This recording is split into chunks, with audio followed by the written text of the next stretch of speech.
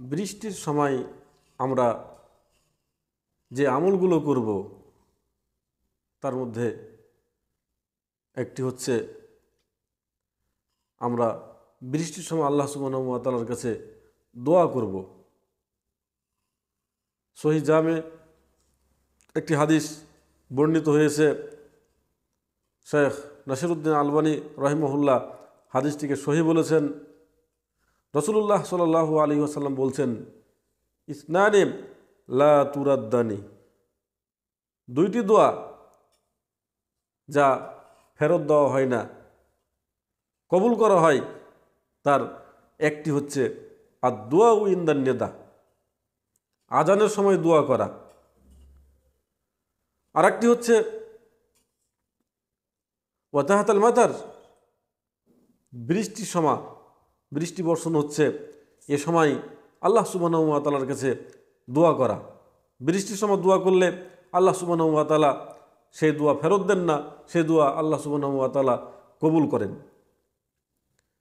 এই হাদিস থেকে বোঝা যায় যে বৃষ্টির সময় আকাশের দরজা খোলা থাকে।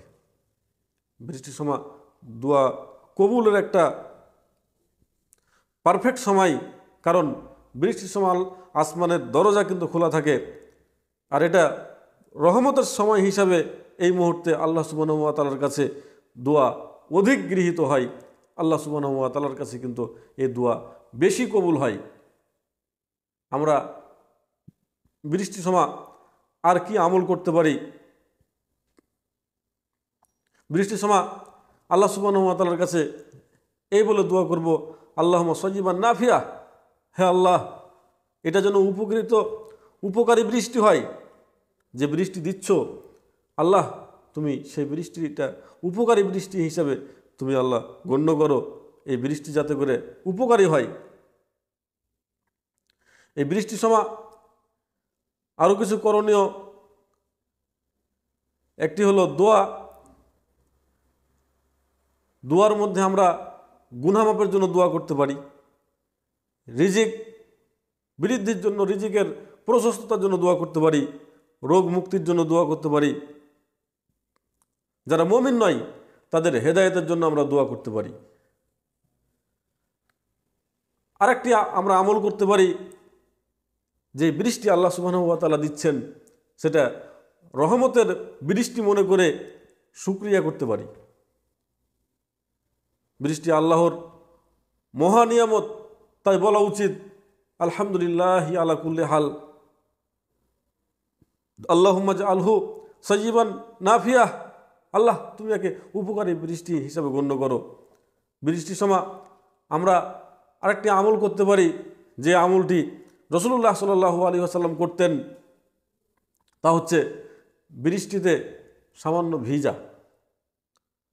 রাসূলুল্লাহ সাল্লাল্লাহু আলাইহি ওয়াসাল্লাম প্রথম বৃষ্টি আসলে তিনি অল্প কিছু ভিজতেন, আর তিনি বলতেন, ইন্নাহু হাদিসু আহাদিন বিরব্বিহি, এটি তো প্রভুর পক্ষ থেকে সদ্য আগত।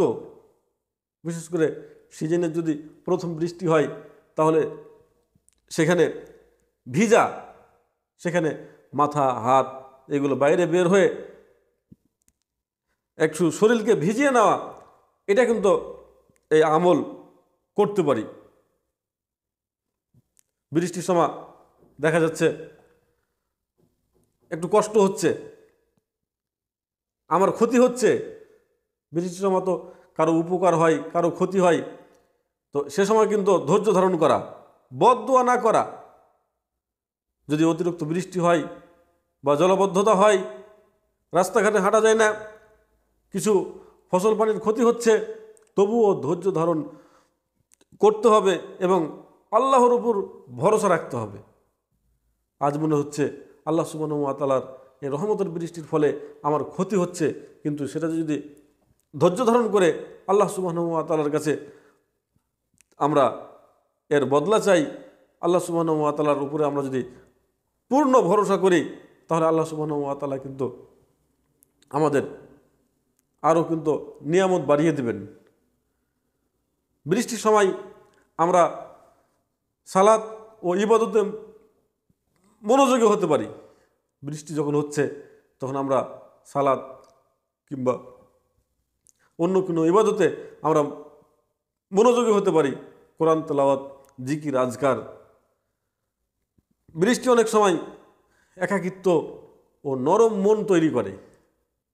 বাইরে যখন বৃষ্টি, বাইরে আর যেতে পারছি না, তখন একাই থেকে কিন্তু মনটা খুব নরম হয় এবং তা ইবাদতের জন্য কিন্তু ভালো একটা সুযোগ তৈরি করে। অতএব এই সময়টাকে আমরা কোরআন তেলাওয়াত, নফল সালাত, জিকির, আজকার, ইস্তেগফার, সালাতুত তাওবাহ এইগুলো পড়ে কিন্তু আমরা কাটাতে পারি।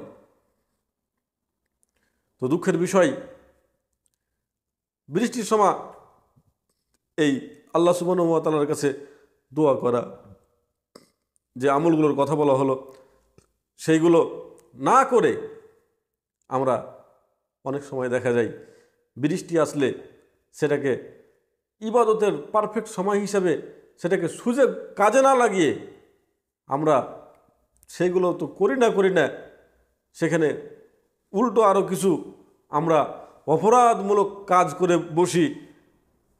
তার একটা হচ্ছে, যখন বৃষ্টি হচ্ছে কোথাও আমরা কাজে কর্মে যেতে পারছি না, তখন আমরা সেটা টিভি দেখে, মোবাইল দেখে সময়টাকে কাটাই।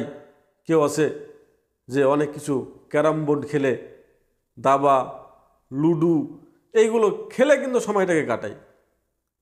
কিছু না করলেও অনেকে বৃষ্টির সময় আসলে, যেহেতু নাজায়েজ না, তারপরেও সেটা ইবাদতে না লাগিয়ে বৃষ্টি আসলেই মনে হয় সেখানে কমপক্ষে মুড়ি মাখা খাবে কিংবা খিচুড়ি রান্না করবে গরম গরম, সেইগুলো খাবে। এইগুলোর কিন্তু সিরিয়াল কিন্তু আমরা নিয়ে নাকি বৃষ্টি আসলে এগুলো আমাদেরকে করতে হবে। কিন্তু বৃষ্টির সময় যে করণীয়গুলোর কথা বলা হলো, সেইগুলো আমাদের করা একান্ত দরকার। আল্লাহ সুবহানাহু ওয়া তাআলা যাতে করে বৃষ্টির সময় আমাদের এই আমলগুলো করার তৌফিক দান করেন। আল্লাহুম্মা আমিন। আসসালামু আলাইকুম ওয়া রাহমাতুল্লাহ।